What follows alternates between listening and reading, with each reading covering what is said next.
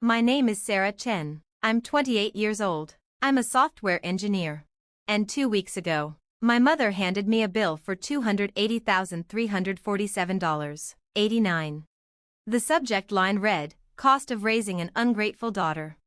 We were at Sunday dinner. My parents sat at the head of the table. My brother Derek and his wife Amanda were across from me. It was quiet in that heavy, artificial way family dinners can be when no one actually likes each other but everyone pretends. We had just finished dessert when my mother reached into her purse and pulled out a thick manila folder. She slid it across the table. "What's this?" I asked. "Open it."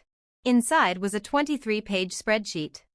Every year of my life, birth to 18, itemized. Food, clothing, housing, school supplies, medical bills, birthday parties, even categories labeled emotional labor and lost career opportunities. At the bottom, bolded, total amount owed, $280,347.89. Underneath it was a payment plan. $2,500 a month, 8 years. "Mom," I said carefully, "is this supposed to be funny?" She didn't blink. "This is what you owe me. This is the cost of everything I sacrificed for you." That was the moment something inside me went still. Because this wasn't about money. It never had been. What I said next would wipe the color from her face. It would finally expose the truth she had buried for 28 years, the reason she resented me, the reason Derek could do no wrong, and the reason I had always felt like a guest in my own family. But to understand that moment, you need to understand how I grew up. The favoritism wasn't subtle. When Derek wanted piano lessons, my parents hired a private instructor. When I wanted art classes, my mother handed me a pack of dollar store crayons and told me to be creative. When Derek made the soccer team, both of my parents attended every game, rain or shine. When I qualified for debate regionals, my mother said she was too busy. "You're independent," she would tell me. "You don't need us like Derek does." I became independent because I had no other option. When I was 13, I won a full scholarship to a STEM summer camp, tuition covered, housing covered, meals covered. I was ecstatic. "Absolutely not," my mother said. "But it's free." "Nothing is free, Sarah. Who's driving you? Who's paying for gas? You only think about yourself." I didn't go. That same summer, my parents drove Derek 2 states away for basketball camp. They stayed in a hotel. They attended his showcase like proud investors watching their stock rise. That's when I understood. Derek was the investment. I was the expense. In high school, I had straight A's, joined 3 clubs, and worked part-time. Derek barely passed his classes and spent most of his time gaming. Guess who got praised? "Derek knows how to enjoy life," my mother would say. Not everyone needs to be obsessed with grades. When college decisions arrived, I got into MIT with a full scholarship, tuition, housing, plus a living stipend. My mother's response? "Boston is so far. Why can't you go to state like a normal person?" 2 years later, when Derek applied to college with mediocre grades, my parents hired a consultant, paid for SAT tutoring, and threw him a celebration party when he got into the local university with no scholarships. When I left for MIT, my mother said, "I hope you're happy being thousands of miles from your family." I was. For the first time in my life, I was surrounded by people who valued intelligence instead of resenting it. I graduated summa cum laude and accepted a job at a major tech company with a starting salary of $120,000. I called home to share the news. "That's nice," my mother said. "Derek needs help with his resume. Can you look at it?" I moved to San Francisco. I worked hard. I got promoted twice. I built something of my own. Then the requests began. "Sarah, can you send Derek $200? He's short on rent." "Sarah, your dad's car broke down. We need $500. "Sarah, Derek's laptop died. He needs a new one." Over 3 years, I sent $15,000. I kept records, every transfer, every emergency. Derek was 26, living at home, working part-time retail. But I was the selfish one for abandoning the family. 6 months ago, I brought my boyfriend Michael home for Thanksgiving. My mother spent the entire weekend making comments about his teaching salary, asking when he'd get a real job, laughing about how I was the breadwinner. After we left, Michael said quietly, "They don't respect you." We broke up 2 weeks later. When I called my mother, devastated, she sighed. "Well, men don't like women who make more than them. You probably emasculated him." That was the first time I realized she would always twist my success into a flaw. I started therapy. Dr. Lisa Wong introduced me to a word I had never considered: scapegoat. Family systems assign roles, she told me: golden child, scapegoat. Once those roles are set, they're hard to break. Why me? I asked. We'll explore that, but this isn't about you deserving it. You didn't. I stopped sending money. I limited phone calls. I began setting boundaries. My mother escalated. More guilt, more comparisons to Derek, who actually cared, more passive-aggressive comments about how family should repay sacrifices. And then came the dinner. The invoice. I stared at the spreadsheet, my hands trembling. Birth and infancy, $15,420. Childhood, $62,890. By the time I reached the final number, I finally understood. She wasn't billing me for raising a child. She was charging me for resenting one. Adolescence, $89,340. High school, $112,697. 89. Under each total were subcategories that made my stomach turn.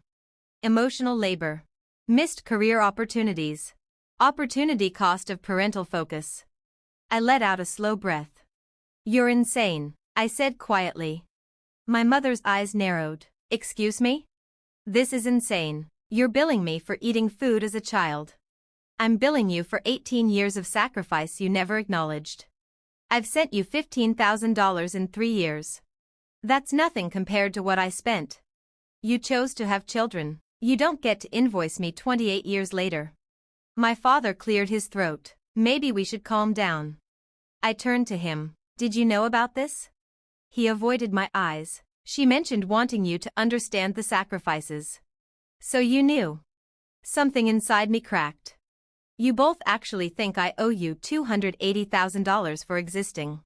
You owe us respect." My mother snapped. "You owe us gratitude. I've spent 28 years trying to make you proud." "Make me proud?" I laughed, sharp and hollow. "You've spent 28 years resenting me. Because you're selfish," she shouted. "You live your fancy life while we struggle. You struggle because you bankroll Derek. He's 26 and living in your basement rent-free. Don't talk about your brother that way." "Why not? Where's his invoice?" Her lips trembled. "Derek is grateful. Derek doesn't act like he's better than us." "I never acted better. I just wanted you to be proud." "Proud?" Her voice cracked. "Proud that you abandoned us? That you make me feel small with your perfect life?" And there it was. The truth. "This isn't about money," I said slowly. "This is about you resenting my success. You're not successful. You're lucky. You had opportunities one never had. Because you had me at 24. I had you because..." She stopped. The silence was suffocating. "Because what?" I asked. She sat down hard, color draining from her face. My father reached for her arm. "Helen, don't." "Because I didn't have a choice," she exploded. "I got pregnant. I couldn't have an abortion. I had to drop out of grad school. You ruined everything." The room went completely still. "You ruined my life," she sobbed. "I was getting my MBA. I was going to have a career. Then I got pregnant with you and it all ended. You took everything before you were even born." For a second, I couldn't breathe. 28 years of confusion snapped into focus. "So that's why you've always hated me." "I don't hate." "Yes, you do. I represent everything you lost. I gave up everything for you. I was a baby." I whispered. "I didn't ask you to." My father stood abruptly. "That's enough. Sarah does not need to carry that. This invoice is insane. You cannot bill our daughter for being raised, and you cannot blame her for choices we made." I pulled out my phone, hands shaking but steady enough. "Since we're telling the truth, I have something to show you."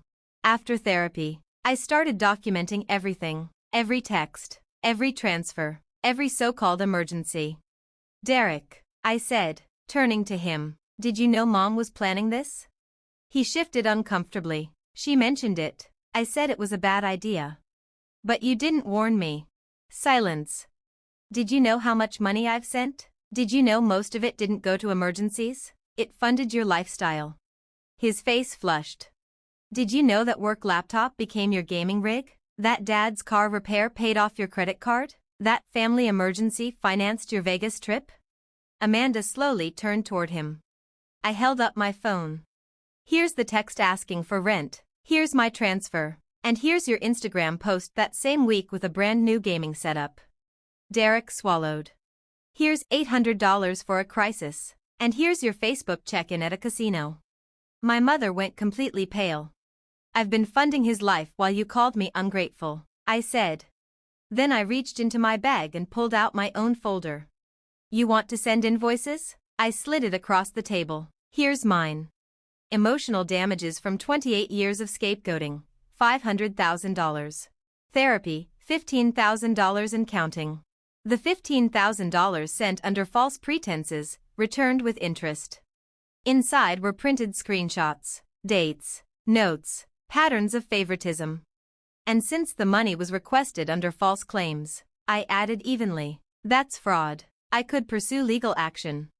You wouldn't, my mother whispered. Try me. The room felt smaller now, colder.